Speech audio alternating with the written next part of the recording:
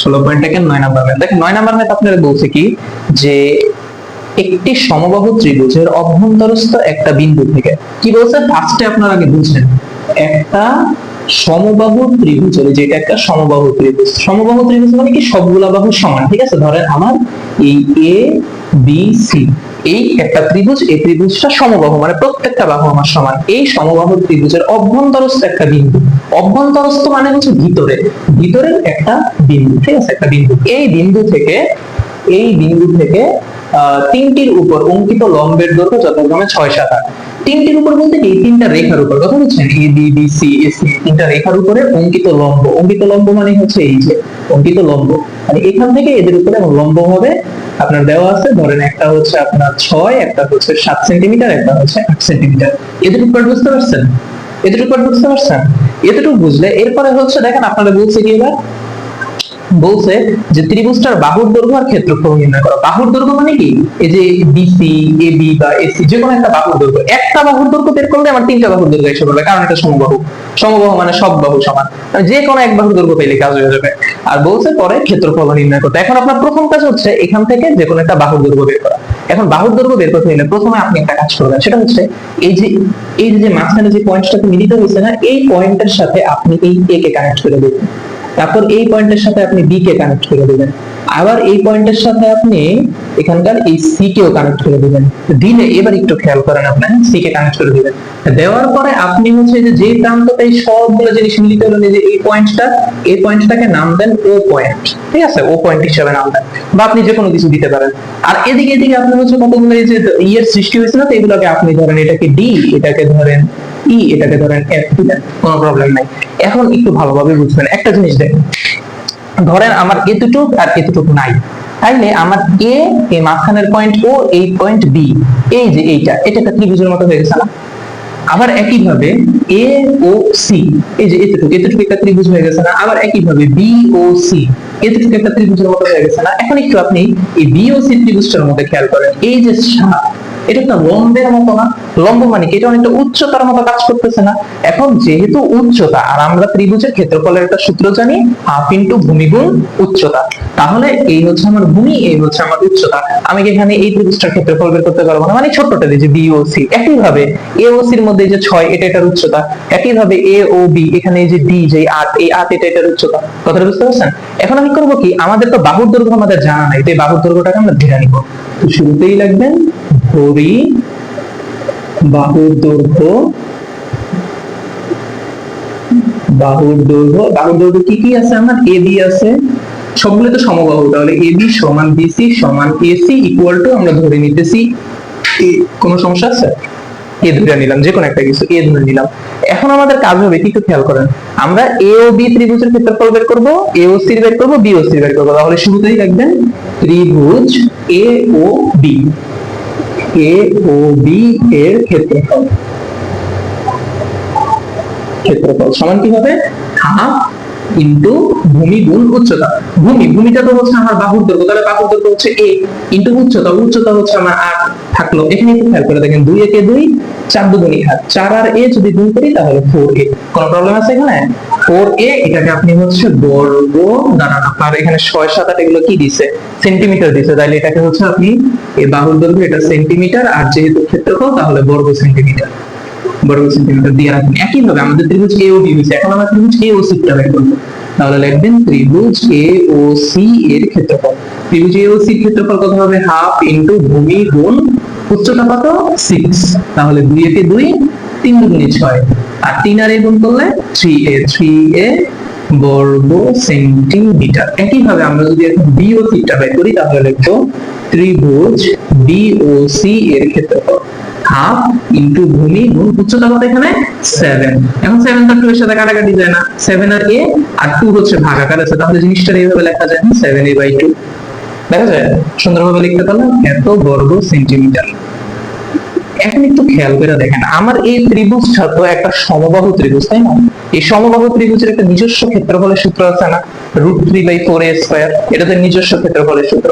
আর আরেকটা হচ্ছে কি, একটু খেয়াল করে দেখেন, এই এওবি ত্রিভুজ, বিওসি ত্রিভুজ, এওসি ত্রিভুজ, এই ত্রিভুজগুলো তো সব একসাথে কানেক্টেড আছে।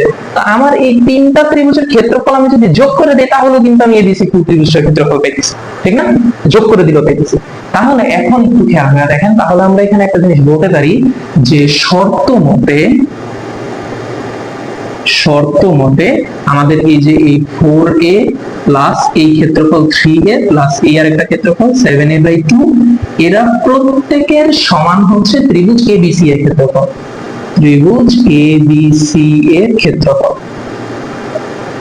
আচ্ছা, এত এর ক্ষেত্রফল। এখন একটু খেয়াল করেন, এখন আমরা যদি এদেরকে ক্যালকুলেশন করি তাহলে এখানে আমার নিচে থাকে 2 আর 4 8a, 2 আর 3 6a, এখানে থাকে 7a, আর ত্রিভুজ ABC এর ক্ষেত্রফল কত?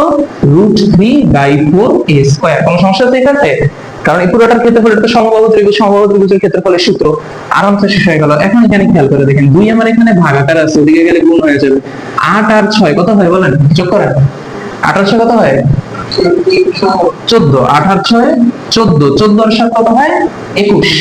তাহলে এখানে আমাদের হয় 21a ইকুয়াল টু, এখানে 2 ছিল, ভাগাকার ওদিকে গেলে গুণ হয়ে যাবে, তাহলে গুণ হলে 2 * √3/4a²। সমস্যা আছে এখানে? আচ্ছা, এখন দেখেন আমরা যদি 2 দিয়ে কাটি, 2 একে 2, 2 2 4, তাহলে পরের লাইন আমার কি থাকে একটু খেয়াল করেন। পরের লাইন আমার কি থাকবে? এখানে আমার তাহলে থাকবে 21a ইকুয়াল টু √3/2a²। এখানে আমরা একটা কাজ করব, দেখেন এখানকার এটা সিঙ্গেল, এই সিঙ্গেল এটা আমরা ওদিকে ট্রান্সফার করে দিই। 21 থাকলো, এখানে আমার হচ্ছে a² ছিল, তাহলে a² উপরে এটা হচ্ছে গুণ আকারে ছিল, এদিকে সব ভাগ হয়ে যাবে। কোনো প্রবলেম আছে এখানে? আর এখানে একটু খেয়াল করে দেখেন, √3/2, √3/2 এটা এখানে গুণ আকারে ছিল, যদি এই পারে নিয়ে আসি তাহলে এটাকে জাস্ট উল্টে যাবে, √3 টা আইসা পড়বে নিচে, 2 আইসা পড়বে উপরে। এর মধ্যে কোনো প্রবলেম আছে?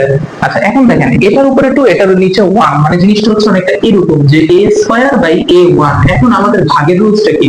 উপরেরটার সাথে নিচেরটাকে বিয়োগ, তাহলে 2 এর থেকে যদি 1 যায় থাকে কত? 1। আর এক পাওয়ার লেখা লাগে না তো, ডিরেক্ট a। তাহলে আমরা এটা সমান সমান a লিখতে পারি না? এটা সমান a লেখা যায় না? তাহলে আমরা এখানে লিখতে পারি, আরামে লিখতে পারি যে সুতরাং a ইকুয়াল টু, এখন এটাকে ক্যালকুলেশন করেন, 21 * 2/√3। ক্যালকুলেটর দেন, ক্যালকুলেশন করেন। 21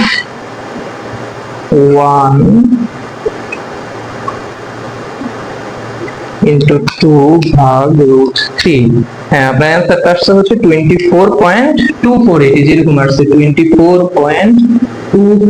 এখন একটু খেয়াল করে দেখেন, এখানে তো আপনার হচ্ছে 8 তো হচ্ছে 4 এর থেকে বড়, এই কারণে আমরা কি করব, এই শুরু 24 এর সাথে 1 যোগ করে দিব, তো 25 এর সাথে এত, এটা a, শুধু আমার বাহুর দৈর্ঘ্য, এই কারণে আমি এখন দিব এটারে সেন্টিমিটার। এখন আমার কাছে চাইছে সম্পূর্ণ ত্রিভুজটার ক্ষেত্রফল, তাহলে সম্পূর্ণ ত্রিভুজটার ক্ষেত্রফল কত হবে? তাহলে আমরা লিখব সুতরাং ত্রিভুজ ABC এর ক্ষেত্রফল, এটার ক্ষেত্রফল কত হবে আপনার? ওই যে নরমাল সূত্র, যে আপনার √3/4a², ঠিক আছে, √3/4a²।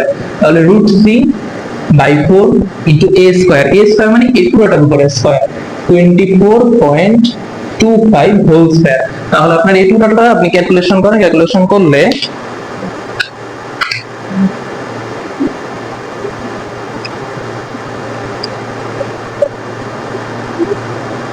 √3/4 * 24.25 whole square. তাহলে আপনার অ্যান্সারটা আসবে হচ্ছে 254.638। এখানে খেয়াল করেন, এখানে 3 নাম্বারটা হচ্ছে 4 থেকে বড়, তাহলে আমি কি করব, এই প্রথম দুইটার সাথে 1 যোগ করে দেব। তাহলে এত, যেহেতু এটা ক্ষেত্রফল, এই কারণে বর্গ সেন্টিমিটার। শেষ, আপনার দুইটা অ্যান্সার, এই একটা অ্যান্সার, এই একটা অ্যান্সার, শেষ। সহজ একটা অঙ্ক। এখন আমরা বলছি আপনাদের কাছে ভূমি x হইলে ত্রিভুজটার ক্ষেত্রফল x এর মাধ্যমে প্রকাশ করা। 10 এর আমরা যদি করি, খেয়াল করে বলছি কি, ভূমি যদি x হয় তাহলে আমরা এখানে লিখি যে ধরি ভূমি সমান x, যেটা বলছে ওটাকে ধরে যে ধরি ভূমি সমান x। ভূমি x হইলে ত্রিভুজটার ক্ষেত্রফল এই x এর মাধ্যমে প্রকাশ করতে। এখন খেয়াল করবেন, আমাদের ত্রিভুজের ক্ষেত্রফলের সূত্রটা কি? হাফ ইনটু ভূমি গুণ উচ্চতা। উচ্চতা মানে কি? আমার লম্ব লাগবে, লম্বই তো আমার উচ্চতা। এখানে আমার লম্ব কত দেওয়া আছে? লম্ব বলতেছে যে ভূমির 11/12 অংশ থেকে 6 সেন্টিমিটার কম, অর্থাৎ ভূমি আমার x। তাহলে আমার লম্বটা কত হবে? তাহলে আমরা এখানে শর্ত অনুযায়ী লম্বটা লিখি। লম্ব হচ্ছে এত অংশ থেকে, কার এত অংশ? ভূমির এত অংশ, তাহলে x * 11/12 এই অংশটার থেকেও 6 সেন্টিমিটার কম। কম মানে বিয়োগ, সবসময় মনে রাখবেন, বেশি মানে যোগ, কম মানে বিয়োগ, ঠিক আছে? 6 সেন্টিমিটার কম। তাহলে এটাকে আমরা এইভাবে লিখতে পারি টোটালটাকে, যে আপনার হচ্ছে 11 আর x গুণ হইলে 11x বাই হচ্ছে 12 মাইনাস 6 এত সেন্টিমিটার। এই পার্টটা কি বুঝতে পারছেন? বুঝছেন তো? জাস্ট শর্তটা অনুযায়ী বসাইছেন, কম মানে বিয়োগ, বেশি মানে যোগ, খালি এই জিনিসটা মাথায় রাখবেন। এখন ভূমি পেয়েছি, লম্ব পাইছি, মানে ভূমি আছে, উচ্চতা আছে, তাহলে আমরা লিখবো সুতরাং ক্ষেত্রফল। ক্ষেত্রফল সমান কত হবে? হাফ ইনটু ভূমি গুণ উচ্চতা। উচ্চতা আপনার কত? 11x by 12 minus 6। এখন এটা হচ্ছে আপনি টেকনিক্যালি হিসাব করেন, হিসাব করলে আপনার হচ্ছে x উপরে চলে যাবে, তাহলে x বাই 2 ইনটু হচ্ছে আপনার এখানে 11x বাই 12 মাইনাস 6। তাহলে আপনি যদি একে এদের সাথে গুণ করে দেন, তাহলে এটা এটার সাথে গুণ হবে, এটা এটার সাথে গুণ হবে, তাহলে x আর x গুণ হয়ে 11 তো থাকলো, x আর x গুণ হয়ে x স্কয়ার, 2 আর 12 12 দুগুণী 24 মাইনাস আপনার হচ্ছে আবার আপনি হচ্ছে এটার সাথে গুণ হবে, তাইলে x আর 6 এ হয়ে যাবে আপনার 6x, আর নিচে 2 তো আপনার ছিলই না। কথা বুঝতে পারছেন? এখন দেখেন আপনার হচ্ছে এখানে আপনি কিন্তু এখানে চাইলে এই 12 আর 2 এটার এইভাবে রাখতে পারেন, চাইলে আপনি এইভাবে করতে পারেন, বা ধরেন আপনার জন্য ইজি আমি করি, হ্যাঁ এইভাবে না করে ইজি করি। ইজি করলে জিনিসটা এরকম হয়, আপনার ধরেন এখানে x বাই 2 ই থাকলো, হ্যাঁ, আর এই ভিতরে আপনি কাজ করলেন, তাহলে এখানে আপনার 12 থাকলো, 12 কাটা, উপরে থাকলো আপনার 11x মাইনাস 6 12 72। এরকম না জিনিসটা? 6 12 72, ঠিক আছে। এবার পরের লাইন দেখেন, এখন আপনার হচ্ছে গুণ করে দেন, এখন x এদের সাথে গুণ হবে, 2 এর সাথে গুণ হবে, তাহলে x যদি এদের সাথে গুণ হয় তাহলে 11x স্কয়ার মাইনাস 72x, আর হচ্ছে 12 দুগুণী কত হয়? 24। এই আপনার आंसर। কারণ হচ্ছে সহজ একটা অঙ্ক গেল। কোন নাম্বার গেল? এটা হচ্ছে যে ভূমির দৈর্ঘ্য নির্ণয় করো। ভূমির দৈর্ঘ্য, ভূমি কি? x, আমার x এর মান লাগবে, ভূমির আমার মান লাগবে। কেমনে আমি ভূমির মানটা নির্ণয় করতে পারি? সহজ জিনিস, খেয়াল করেন, ভূমির মান কেমনে নির্ণয় করতে পারি। আমি ক হতে কি পেয়েছি? ভূমি পেয়েছি, লম্ব পাইছি, তাহলে আমি লিখবো শুরুতে যে ক হতে যা যা পাইছেন তা তা লেখেন। ক হতে পাইছেন আপনি যে ভূমি সমান x, আর আপনি লম্ব পাইছেন যে লম্ব সমান পাইছেন কত? আপনি এখানে 11x বাই 12 মাইনাস 6 এত সেন্টিমিটার। ভূমিও এত সেন্টিমিটার। এখন একটা জিনিস খেয়াল করেন, একটা ত্রিভুজের ভূমি আছে, লম্ব আছে, বাকি আছে কি? অতিভুজ। অতিভুজের একটা শর্ত দেওয়া আছে যে অতিভুজ হচ্ছে ভূমির এত অংশ থেকে 3 সেন্টিমিটার কম, তার মানে ভূমির এত অংশ। তাহলে আমরা লিখতে পারি সুতরাং অতিভুজ সমান কত হবে? ভূমির এত অংশ, ভূমি হচ্ছে আমার x, তাহলে x এর 4/3 অংশ, 4/3 অংশ এত থেকে কত সেন্টিমিটার কম? 3 সেন্টিমিটার কম। তাহলে আমরা পরের লাইনটা এইভাবে লিখতে পারি যে 4x, 4 আর x গুণ হয় 4x বাই 3 মাইনাস 3 এত সেন্টিমিটার। এতটুকু বুঝতে পারছেন? এখন একটু খেয়াল করেন, একটা ত্রিভুজে যেটার মধ্যে অতিভুজ আছে, লম্ব আছে, ভূমি আছে, সেই ত্রিভুজটার মধ্যে আমাদের শর্তটা কি থাকে? অতিভুজ স্কয়ার ইকুয়াল লম্ব স্কয়ার যোগ ভূমি স্কয়ার, এটাই তো আমাদের শর্ত থাকে। এই শর্তের উপরে ভিত্তি করে একটা ত্রিভুজ হয়। তাহলে এই শর্তটা আপনি এখানে কাজে লাগাবেন। এই শর্তটা লিখবেন যে আমরা জানি, ডাইরেক্ট এখানে লিখবেন আমরা জানি লিখে স্ট্রেট শুরু করে দিবেন যে অতিভুজ স্কয়ার ইকুয়াল টু লম্ব স্কয়ার যোগ হচ্ছে ভূমি স্কয়ার, ঠিক আছে। এখন হচ্ছে আপনি স্ট্রেট অতিভুজের মানটা লেখেন। অতিভুজ এইটা, এটার উপরে হোল স্কয়ার। অতিভুজ কত আছে আপনার কাছে? অতিভুজ আছে 4x by 3 minus 3 whole square equal to লম্ব কত আপনার? 11x by 12 minus 6 whole square. এরপরে হচ্ছে আপনার ভূমি স্কয়ার, তাহলে ভূমির মান কত? x, x এর উপরে স্কয়ার। এই যে অতিভুজ স্কয়ার ইকুয়াল লম্ব স্কয়ার যোগ ভূমি স্কয়ার। এরপরে আমরা হচ্ছে এখানে 4x মাইনাস 3 মাইনাস 3, এখানে 11x বাই 12 মাইনাস 6, এদেরকে হচ্ছে আমরা ভগ্নাংশে বিয়োগ করছি। বিয়োগ করার ফলে নিচে 3 আসছে, এই 3 3 কাটা 4x থাকছে, আর 3 3 কাটা 9 হইছে। আবার এখানে নিচে 12 ছিল, 12 কাটা 11x হইছে, আর 6 12 72 হইছে, শেষ। এখানে এখন আমাদের টেকনিক্যালি এই পুরোটার উপরে আমাদের স্কয়ার ছিল, বলতে টেকনিক্যালি এর উপরেও স্কয়ার আছে, এর উপরেও স্কয়ার আছে। তাহলে আমরা এখানে কি করতে পারি? এটার উপরের স্কয়ারটাকে আমরা হচ্ছে সূত্র দিয়ে দিলাম যে a square minus 2ab plus b square, আর এখানে 3 এর উপরে স্কয়ার করলে 9। একই ভাবে এখানেও আমরা a square minus 2ab plus হচ্ছে b square, a square minus 2ab plus হচ্ছে আপনার b square plus b square দিয়ে দেওয়া হলো, আর হচ্ছে আপনার এই নিচে 12 এর উপর স্কয়ার করলে 144 হয়ে গেল। এখন পরের লাইনে আমরা কি করছি, পরের লাইনে আমরা হচ্ছে এটা এটার মতোই ছিল, এই পার্টটাতে এসে আমরা 140 এখানে আবার ভগ্নাংশ যোগ করে দিছি। এটা 140 কাটা হয়ে এটা এটার মতোই ছিল, 140 আর x স্কয়ার 140 x স্কয়ার। পরের লাইনে 121 আর 140 যা যোগ হয়ে 265 হয়ে গেছে। এতটুকু পার্ট ঠিক আছে।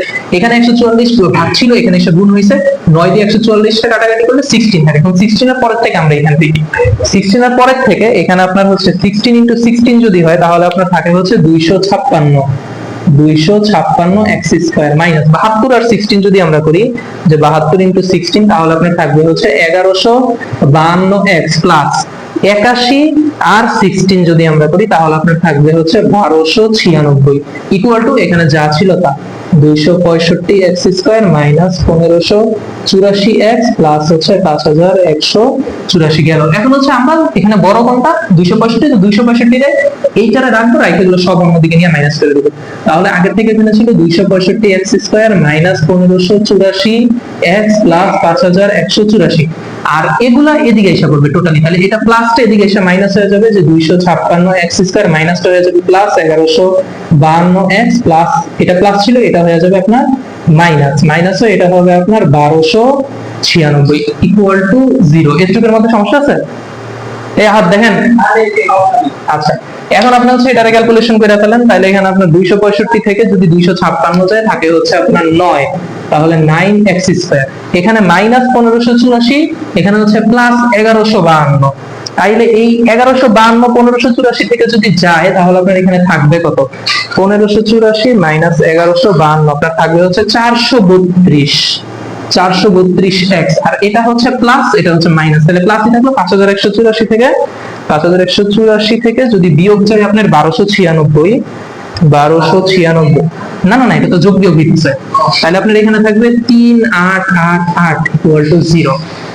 এদের উপর বুঝছেন? আচ্ছা, এবার হচ্ছে আমরা যদি 432 এর ভাগ দেই আপনার হচ্ছে 9 দিয়া যায়, 3888 এটারও যদি ভাগ দেই 9 দিয়া তাও যায়। তাহলে এখানে আমরা হচ্ছে 9 রে কমন নিতে পারি, আবার এখানে আমরা হচ্ছে 9 কে কমন নিতে পারি। 9 কে কমন নিলে এখানে x স্কয়ার থাকবে। আমরা যদি 432 কে 9 দ্বারা কমন নিই তাহলে আমাদের থাকবে 48। আর এখানে হচ্ছে আমরা যদি 3888 এটাতে যদি আমরা 9 দিয়ে কমন নিই তাহলে আমাদের থাকবে হচ্ছে 432 equal to 0।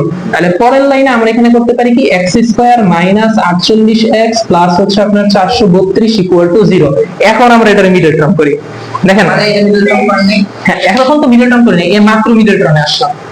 x square single ধ্রুবক, তাহলে এখন মিডল টার্ম করলে আপনার হচ্ছে 5 নাম্বার ইকুয়েশন। 3 নাম্বার প্রথমটাই হচ্ছে 1, পরেরটাই হচ্ছে মাইনাস 48, পরেরটাই হচ্ছে 432। এইবার দেখা যাক আসছে অবশ্যই। একটা হচ্ছে 36 আরেকটা হচ্ছে 12, দুইটা আমরা পেয়ে গেলাম। তাহলে এখান থেকে আমরা দুইটা পেয়ে গেছি, একটা 36 একটা 12। তাহলে পরের লাইনে আমরা এখানে লিখতে পারি x স্কয়ার, যেহেতু মাইনাস তাহলে দুইটাই মাইনাস হবে, মাইনাস 36x মাইনাস 12x আর হচ্ছে প্লাস 432 ইকুয়াল টু 0। বুঝতে পারছেন এই পার্টটা? মানে মিডল টার্মের মানগুলো পাইলাম না। অ্যানসার কেন হবে, আপনার x এর দুইটা ভ্যালু আসবে। এখন এখান থেকে আমরা হচ্ছে x এর যদি কমন নেই তাহলে এখানে থাকে x 36। মিডল টার্মের রুলস অনুযায়ী আমাদের এখানেও লাগবে x 36 ইকুয়াল টু 0। এখন x এর সাথে কত গুণ করলে -12x হবে, -12 গুণ করে দিলে আর মাইনাস মাইনাসে প্লাস 12 আর 36 গুণ করলে 432। সমস্যা হচ্ছে না? গেল। এখন আমাদের তাহলে এখানে দুইটা থাকবে, একটা হচ্ছে ব্র্যাকেটের ভিতরেরটা x 36 আর ব্র্যাকেটের বাইরে x 12 ইকুয়াল টু 0। তাহলে এখন আমাদের হবে যে হয় x 36 ইকুয়াল টু 0, সুতরাং x ইকুয়াল টু 36, অথবা আরেকটা থাকবে x 12 ইকুয়াল টু 0, সুতরাং x ইকুয়াল টু 12। আপনার দুইটা মান, ওকে, দুইটা আপনাদের বলে দিছে যে ভূমির মানটা হচ্ছে 12, ঠিক আছে? এখানে বলে দিছে যে ভূমির মানটা হচ্ছে 12 সেন্টিমিটার। ভূমির মান 12 হলে আপনি এখানে লম্বের মান পাবেন, অতিভুজের মান পাবেন। লম্বের মানটা আমাদের কত ছিল জানি, 11x বাই 12 মাইনাস হচ্ছে 6।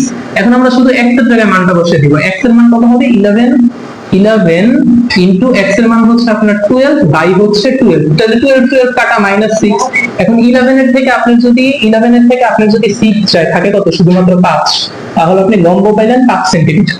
আর একই ভাবে আপনি যদি অতিভুজ নিয়ে কাজ করেন, অতিভুজের মানটা আপনার ছিল হচ্ছে 3 আচ্ছা 4/3, তার মানে 4 ইনটু x এর মান হচ্ছে 12, y হচ্ছে 3, তাহলে 3 4 12 মাইনাস আপনার ছিল 3। তাহলে পরের লাইনটা খেয়াল করেন, 4 4 আপনার 16, 16 বিয়োগ 3, 16 থেকে 3 গেলে কত থাকে? 13 থাকে না?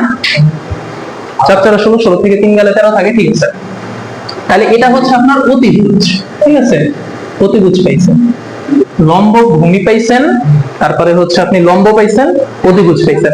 এখন আপনি বলতেছে এর সমান পরিসীমা বিশিষ্ট, পরিসীমা মানে হচ্ছে তিনটারই যোগফল, তিনটা বাহুর যোগফল, তাইলে আপনি লিখতে পারেন যে সুতরাং পরিসীমা, সুতরাং পরিসীমা, পরিসীমা হচ্ছে তিনটা বাহুর যোগফল, যোগ করেন, একটা হচ্ছে 12, আরেকটা হচ্ছে 5, আরেকটা হচ্ছে 13, যদি যোগ করেন তাহলে আপনার হচ্ছে 18 আর 12 আপনার টোটাল হয়ে হচ্ছে 30 সেন্টিমিটার।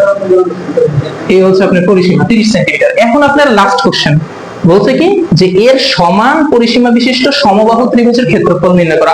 একটু বুঝেন, বলতেছে কি সমান পরিসীমা বিশিষ্ট সমবাহু ত্রিভুজের ক্ষেত্রফল বের করতে। সমবাহু ত্রিভুজের প্রত্যেকটা বাহু সমান হয়, তাইলে আমরা এই পরিসীমাটা সমবাহু ত্রিভুজের পরিসীমা যেহেতু সমান, তাহলে সমবাহু ত্রিভুজের এক বাহুর দৈর্ঘ্য বের করতে পারবো না, ওই এক বাহু থেকে আবার ক্ষেত্রফল বের করা যাবে। ওই এক বাহু কেমনে বের করবেন? এটা যেহেতু সমান, তাইলে আমরা হচ্ছে 3 দিয়ে ভাগ করে দিলেই তো শেষ। সমবাহু ত্রিভুজের প্রত্যেকটা বাহু যেহেতু সমান, তাইলে এই পরিসীমাটাকে 3 দিয়ে ভাগ করলেই তো শেষ। তাহলে আমরা লিখতে পারি সুতরাং সমবাহু ত্রিভুজের এক বাহুর দৈর্ঘ্য, সমবাহু ত্রিভুজের এক বাহুর দৈর্ঘ্য, এক বাহুর দৈর্ঘ্য, যেহেতু সমবাহু ত্রিভুজের প্রত্যেকটা বাহু সমান, তাহলে 30 আমরা 3 দিয়ে ভাগ দিব, তাহলে আমার থাকবে 10 সেন্টিমিটার। এই আমরা পাইলাম একটা বাহুর দৈর্ঘ্য, মানে একটা বাহুর দৈর্ঘ্য পাইছি। তো এখন আমরা লিখব সুতরাং সমবাহু ত্রিভুজের ক্ষেত্রফল। এবার হচ্ছে ক্ষেত্রফলের সূত্রটা শুধুটাই বিশেষ, √3/4 a স্কয়ার। এ মানে হচ্ছে আপনার ক্ষেত্রফল, এ মানে হচ্ছে এক বাহুর দৈর্ঘ্য পাইছেন 10, তাহলে 10 এর উপরে স্কয়ার, তাহলে এখানে থাকে √3/4, 10 এর উপরে স্কয়ার মানে হচ্ছে 100। তাহলে এখন আপনার হচ্ছে এটা সুন্দর মতো খালি ক্যালকুলেশন করে রাখুন। তাহলে আপনার হচ্ছে উপরে থাকবে হচ্ছে আপনার √3, উপরে থাকবে হচ্ছে √3/4 ইনটু 100 ইকুয়াল টু আপনার অ্যান্সার আসবে হচ্ছে